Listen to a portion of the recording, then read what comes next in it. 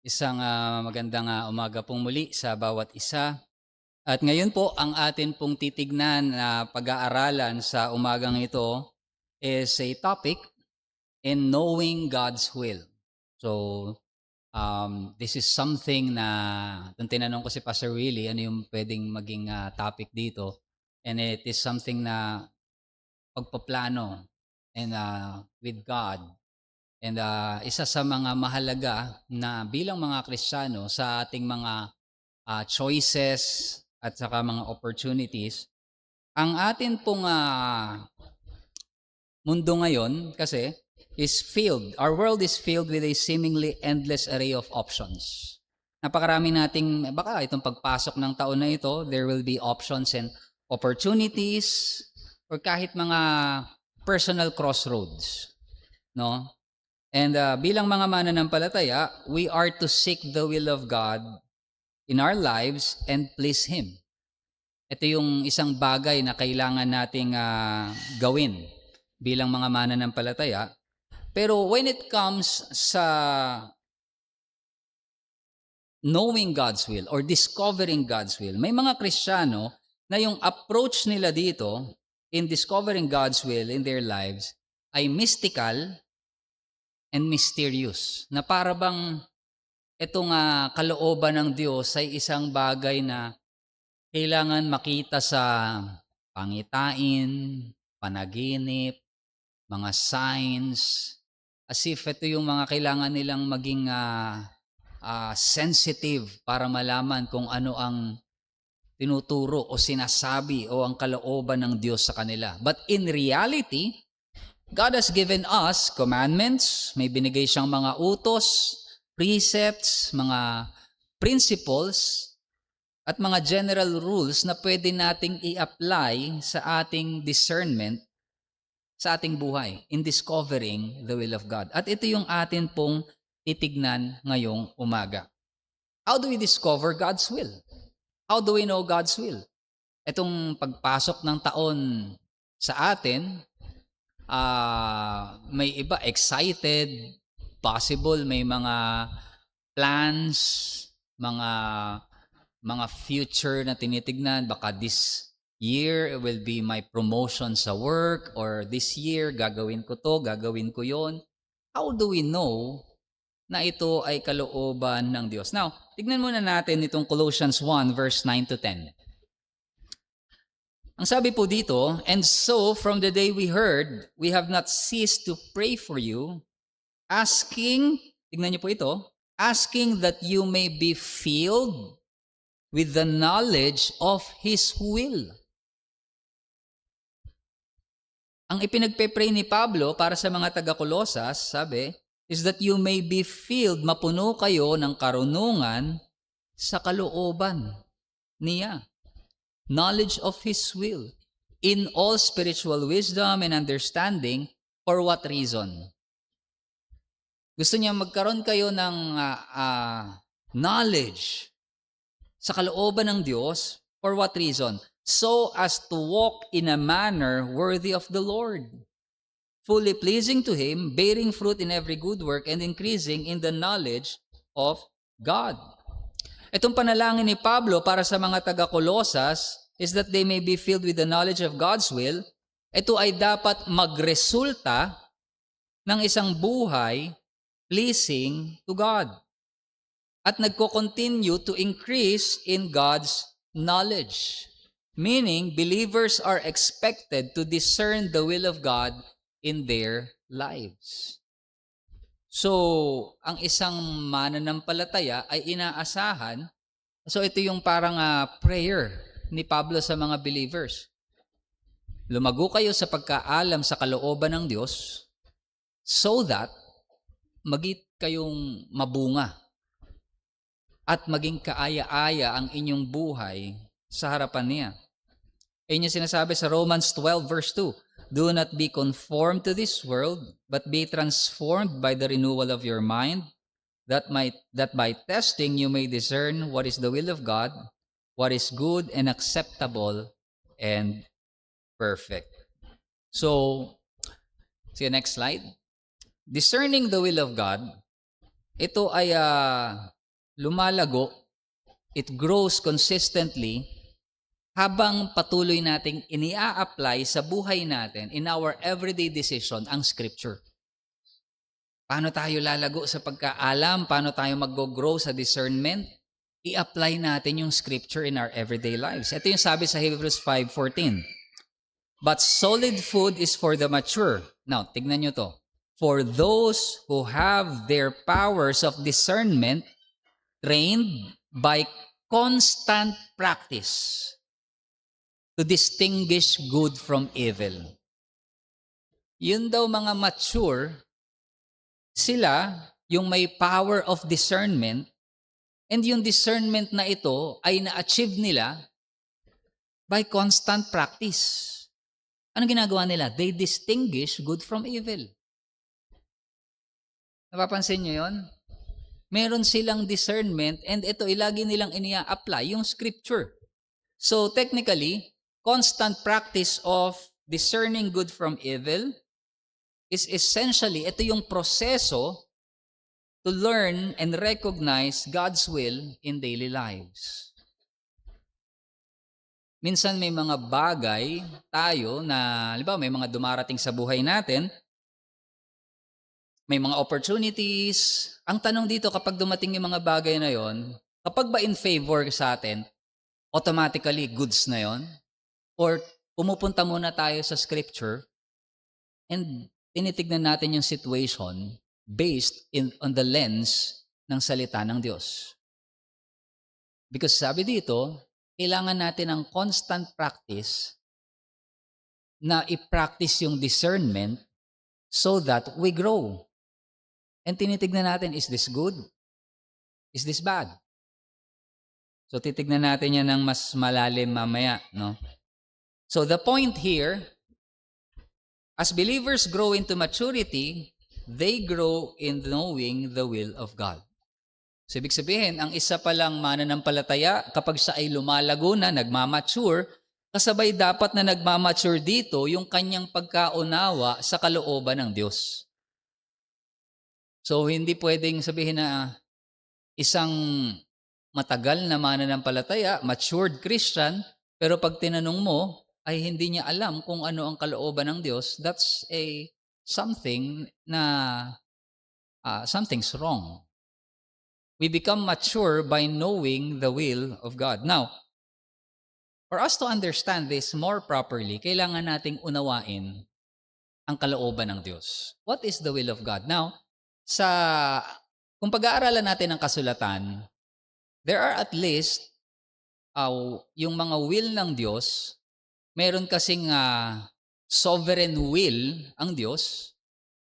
Ito yung titignan natin, sovereign will of God. Merong revealed will, ipinahayag na kalooban, and then meron secret will. Tignan muna natin yung sovereign will of God. Now, itong sovereign will of God, it is the final or ultimate reason for everything that happens. Sa lahat ng nangyayari, ay ito ang kadahilanan. Ito yung kalooban ng Diyos. Again, dinaanan natin to. Kung naka-attend kayo ng Theotalk, dinaanan natin yung decree. Yung pagdidecree ng Diyos in eternity past. So, nangyari na ang mga bagay na ito, or itinakda na ng Diyos sa mga bagay na ito. So, ito yung kadahilanan why things happen. Ephesians 1 verse 11, in Him we have obtained an inheritance, having been predestined according to the purpose of Him who works all things according to the counsel of His will. Ayon sa kanyang kalooban. Also, all things were created by God's will. Ang lahat ng bagay ay nilalang, ginawa, ayon sa kalooban ng Diyos. Ang sabi ng Revelations 4:11, worthy are you, O Lord, our God, to receive glory and honor and power, for you created all things, and by your will they existed and were created. Now, ibig sabihin nito, walang nagtulak sa Diyos. Nothing compelled God para gawin ng mundo. He made it out of His own will, sovereign will.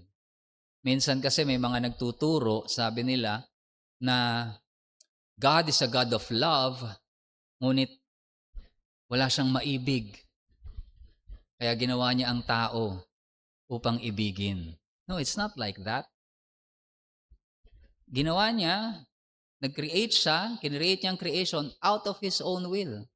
Remember, God is in perfect relationship within the Trinity, within Himself. He does not need nothing. If He needs anything, may kulang sa Kanya. Kung may kulang sa Kanya, hindi siya perfect. If He is not perfect, He is not God. So why did He create? Out of His own free will, sovereign will. Nais niya. And even yung mga governments, kingdoms and human governments, ito ay nandyan dahil sa kalooban ng Diyos, the sovereign will of God. Daniel 4:17 and 35, that the living may know that the Most High rules the kingdom of men and gives it to whom He will, and sets over it to the lowliest of men. He does according to His will among the host of heaven and among the inhabitants of the earth. And none can stay His hand or say to Him, "What have you done?" Walang pwedeng magtanong sa Diyos, Anong ginawa yan? No, because He is sovereign. Soberano ang Diyos, maaari niyang gawin ang lahat ng bagay ayon sa Kanyang kagustuhan. And so, kahit itong mga kaharian, itong mga nations na ito, isa kinakabahan tayo kapag it is natural for us to feel kapag nakakarinig tayo ng mga balita na yan na, nagkakabombahan na ang Russia, meron ng ganito, may ganyan, merong tension na namumuo na malapit sa atin. Let's not forget Him who sits on the throne. Let's not forget na ang mga bagay na ito ay mangyayari ayon sa kalooban ng Diyos. It is in the sovereign will of God. Now, kahit yung event na nangyari sa cross, lahat ng mga ito connected to the death of Christ ay ayon sa kalooban ng Diyos. Napatunayan ito in Acts chapter 4, 27 and 28. Sabi dito sa panalangin ng mga disciples at that time, nung sila ay pinapersecute, "For truly in this city there were gathered together against your holy servant Jesus, whom you anointed, both Herod and Pontius Pilate, along with the Gentiles and the peoples of Israel." Anong sabi dito? "To do whatever your hand and your plan had predestined to take place." Even pala itong sina Herod, Pontius Pilate, yung mga Gentiles, and people of Israel, lahat ng kalaban ng Panginoong Jesucristo at that time. Si Herod, si Pilate, mga hentil, at maging yung mga Hudyo na nagpapako sa kanya. All of them, yung palang mga pinaggagawa nila, while sa ating perspective, ay nakita natin against the Lord Jesus, they're gathered against your holy servant, Jesus. Ang sabi dito, ang kaaya lang nilang gawin ay yung pinayagan at itinakda ng Diyos. They cannot do more than what God permits. It is a comfort for us, brothers and sisters. Kapag may persecution, kapag may opposition, kapag may trials, kapag may mga paghihirap, ano yung comfort natin doon? It cannot go over the boundary na inilatag ng Diyos. They cannot persecute you more than God allow. Yung sakit na maaaring maranasan mo, hanggang dun lang siya sa itinakda ng Diyos. So ibig sabihin, God permits it and we can take comfort on that. The sovereign will of God, sometimes, inaalaw ng Diyos, kalooban niya, na kahit tayo mga mananampalataya ay makaranas ng suffering. Sabi dyan ng 1 Peter 3:17, "It is better to suffer for doing good, if that should be God's will." If that should be God's will. Ibig sabihin, maaaring kalooban ng Diyos yung mga suffering na nararanasan natin ngayon. And in fact, it is, hindi maaari, it is God's will. And we suffer according, nandun tayo, under that sovereign will of God. At tayo ay ini-encourage, we are all encouraged na makita ang lahat ng pangyayari sa buhay natin according to God's will. Lahat na nangyayari sa ating buhay. James 4:13-17, basahin natin to. Ang sabi dito ni James sa mga sinusulatan niya, "Come now, you who say today or tomorrow we will go into such and such a town and spend a year there and trade and make a profit. Yet you do not know what tomorrow will bring." Sabi niya, ito yung kinakausap niya dito, sabi niya, kayo, lagi niyo sinasabi, actually may plano kami mag-business Magtatayo kami ng ganito, and then we plan na mag-expand, magpa-franchise kami ng ganito, and then siguro, pagka medyo nakaangat-angat na ganito. Sabi ni James dito, hindi nyo nga alam kung ano mangyayari bukas. Yes, may plano kayo, but do you know exactly what is going to happen tomorrow? What is your life? For you are a mist that appears for a little time and then vanishes. Alam niyo, pag nagpapakulo kayo ng tubig, o ng kape, pag nagkakape kayo na mainit, di ba may makikita kayong usok doon? Yung usok na yon, pag tinitigan nyo, hindi nyo naman yung makikita na taas hanggang kisame, di ba? It's just there and then wala na. Ang sabi ni James, yun ang buhay mo. That's your life. Yung usok ng kape. Yun ang illustration ng buhay natin. You are a mist that appears for a little time and then vanishes. Instead, sa halip, ang sabi, dapat ganito sabihin nyo. If the Lord wills, kung kalooban ng Diyos, we will live and do this or that. Gagawin namin to, gagawin namin yun. Sabi niya, as it is, you boast in your arrogance. Minsan, nagigit tayong mapagmataas. And all such boasting is evil, so whoever knows the right thing to do and fails to do, for him it is sin. Alam niyo po itong verse na to, very comforting sa akin to. Naging comfort sa akin itong verse na to. As some of you may have all known, ako po ay nag-undergo ng dialysis. And nung unang year na ako ay na-dialysis, syempre, pinag-aaralan ko yung sakit ko. And when I checked the internet, dapat di kayo nag-check sa internet. Sabi, life expectancy, 2 to 5 years.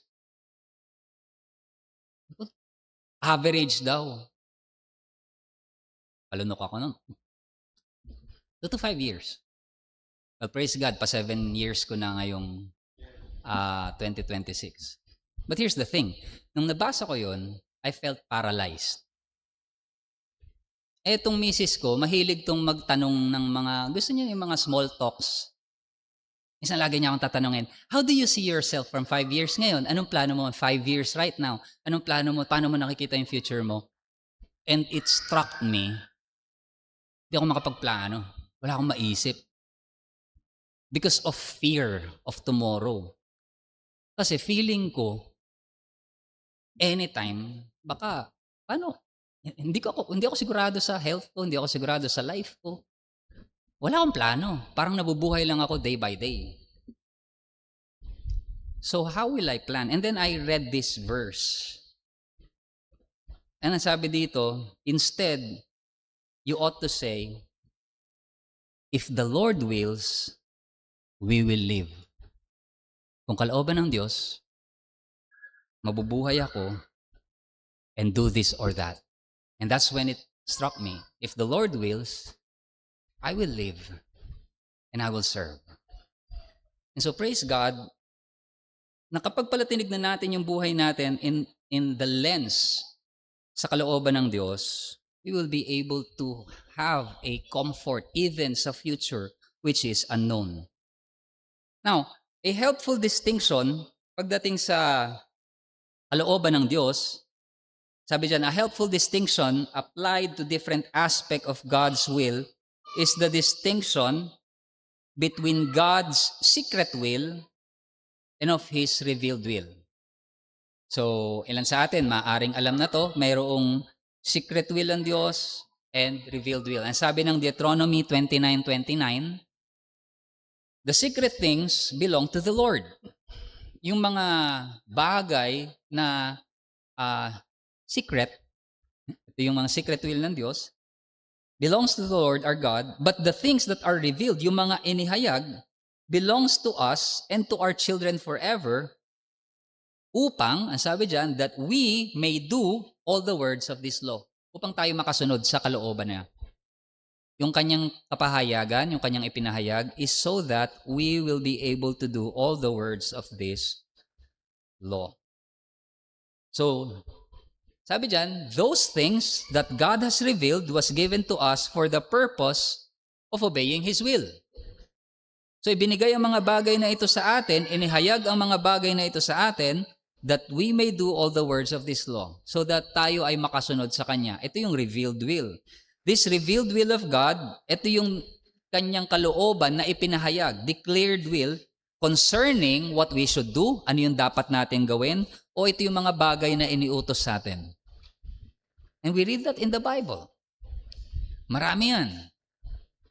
Malinaw na ipinahayag sa atin. At bilang mga mananampalataya, we must be doing the will of God from the heart. Ayan ang sabi sa Ephesians 6 verse 6. To do the will of God from the heart. Galing sa isang puso na binago. Doing the will of God by His grace is well-pleasing in His sight.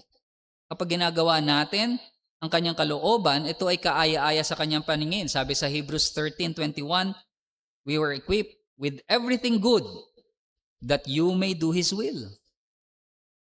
Alam niyo, in-equip pala tayo ng lahat ng bagay na mabuti para magawa natin ang kalooban ng Diyos. We are already equipped with everything that is good, that we may do His will, working in us that which is pleasing in His sight. So, alam mo yun, ini-equip tayo sa biyaya ng Diyos para makasunod sa Kanya. So, hindi natin pwedeng sabihin na, ang hirap naman sumunod sa kalooban ng Diyos hindi ko kaya. How can you say that when the Scripture is telling us that we're already equipped with everything good upang tayo ay makasunod at makalakad sa kalooban niya? Maybe the problem is with the heart. Not because of our inability, ngunit hindi dahil sa hindi natin nais.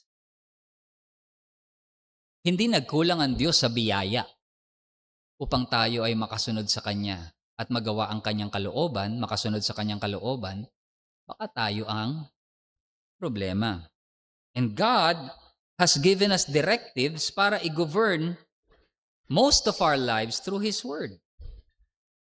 Ang isang mananampalataya, believers are to know and understand the revealed will of God and to do it. Hindi lamang dapat natin naiintindihan ang kalooban ng Diyos, dapat ginagawa rin natin ito. Sabi ng Ephesians 5:17, therefore do not be foolish, but understand what the will of the Lord is. Ulitin natin yon. Understand what the will of the Lord is. Then, naalala niyo yung sabi sa Matthew 7:21? Not everyone who says to me, Lord, Lord, will enter the kingdom of heaven. Hindi lahat makakapasok sa kaharian ng langit. Sino lamang? But the one who does the will of my Father. So, understand the will of God, do the will of God. So, that is the revealed will ng Diyos. Now, let's come to God's secret will. Ito naman yung kalooban ng Diyos that belongs to Him. Tignan natin, ano to? Dinidifferentiate natin para maunawaan natin. Mamaya makikita natin yung application nito, kung bakit mahalaga na makita natin yung application nito in finding or knowing God's will. Sabi sa God's secret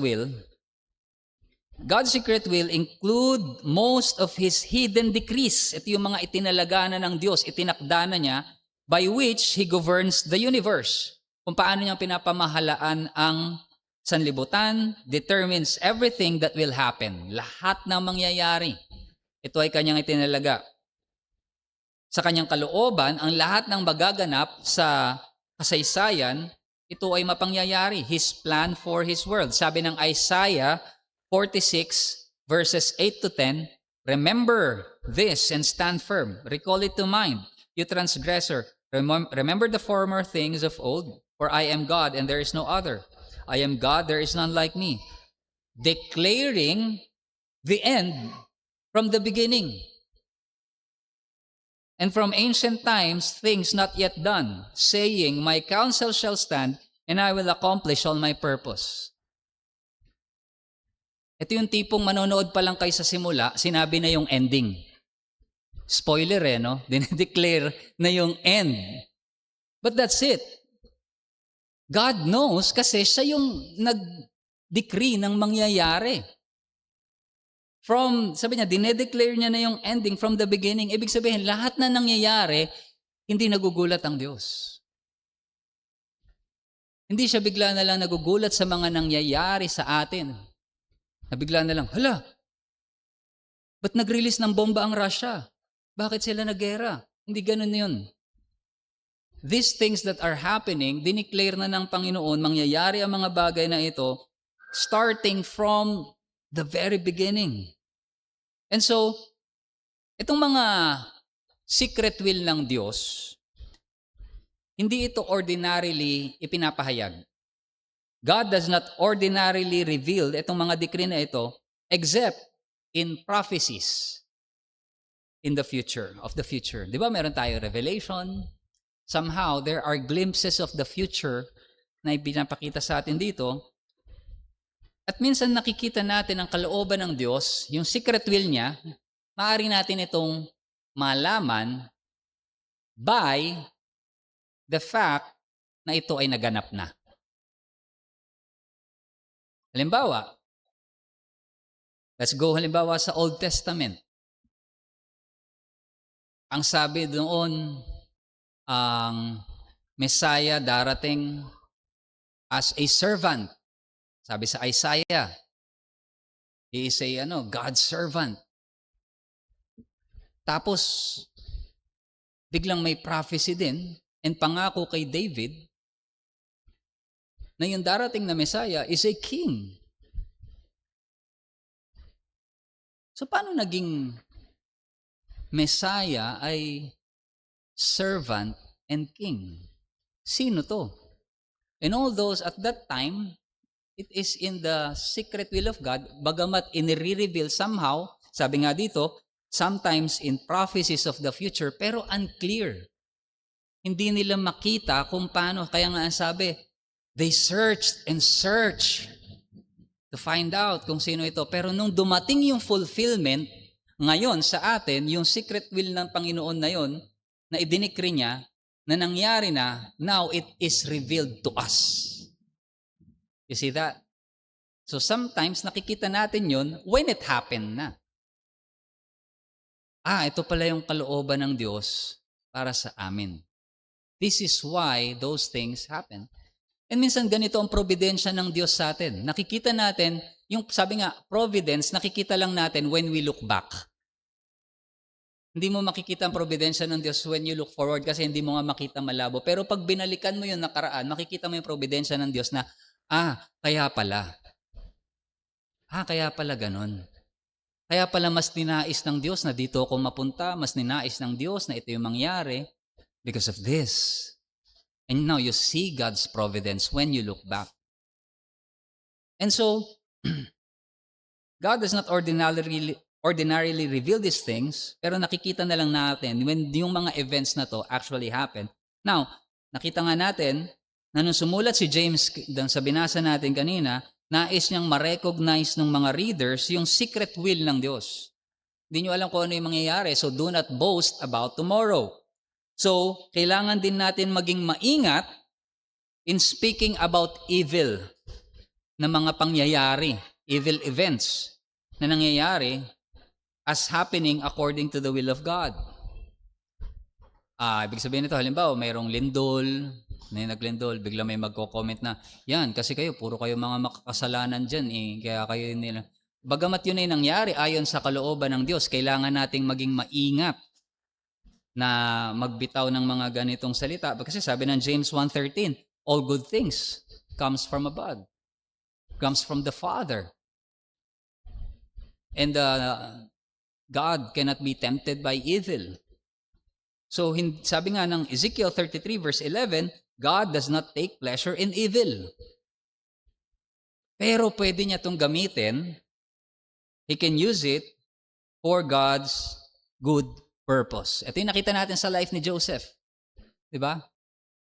Something evil happened to him, but God used it for the salvation ng mga tao at that time dun sa famine. He used it for good. At si Joseph mismo ang may sabi, you meant it for evil, you meant it for harm, God meant it for good. Now, na-distinguish natin yung soberanong kalooban ng Diyos, yung kapahayagan, yung hayag na kalooban ng Diyos, and then yung secret will ng Diyos. How do we use this in knowing God's will? Paano natin to i-apply sa ating mga buhay? Let's go to application. First, there must be discernment through Scripture. So nakita natin yung kahalagahan ng discernment sa paggamit ng salita ng Diyos. The ability to discern God's will, ito ay lumalago in proportion to our understanding of His Word. Gusto mo malaman ang kalooban ng Diyos? Inilahad niya yon sa kanyang salita. Kung lumalago ka sa kaalaman sa salita ng Diyos, lalago ka sa kaalaman ng kanyang kalooban. Sabi ito, tinuturo sa atin, nakita natin ito in Hebrews 5:14. Maturity comes through practice. Yung practice ng pag-a-apply ng salita ng Diyos sa ating pang-araw-araw na buhay. Until our spiritual senses are trained. Aba, teka, iba ang sinasabi ng salita ng Diyos patungkol dyan. Maraming mga Kristiyano, they are anxious about finding God's will sa kanilang mga buhay, yet their real problem, listen to this, is ignorance of the Bible. Gusto nilang malaman, ano bang kalooban ng Diyos? Pero ang talagang problema nila is hindi dahil sa hindi nila alam, kundi ignorante sila doon sa sinasabi ng salita ng Diyos. Ang hinahanap nila ay sign sa mga circumstances, pero ninineglect nila yung malinaw na salita ng Diyos na ibinigay na. Next application, obey what you know. Sumunod ka dun sa bagay na ipinahayag. God's revealed will, ito ay malinaw at kaya nga, malinaw na niyang ipinakita sa atin ito sa kanyang kasulatan, His commands, His moral law, His gospel call. Now, ito yung failure natin. Dito tayo minsan bumabagsak. Madalas, alam na natin kung ano ang gusto ng Diyos. For example, alam natin, do not be unequally yoked with an unbeliever. For example yan. Biglang may dumating. Mabait naman.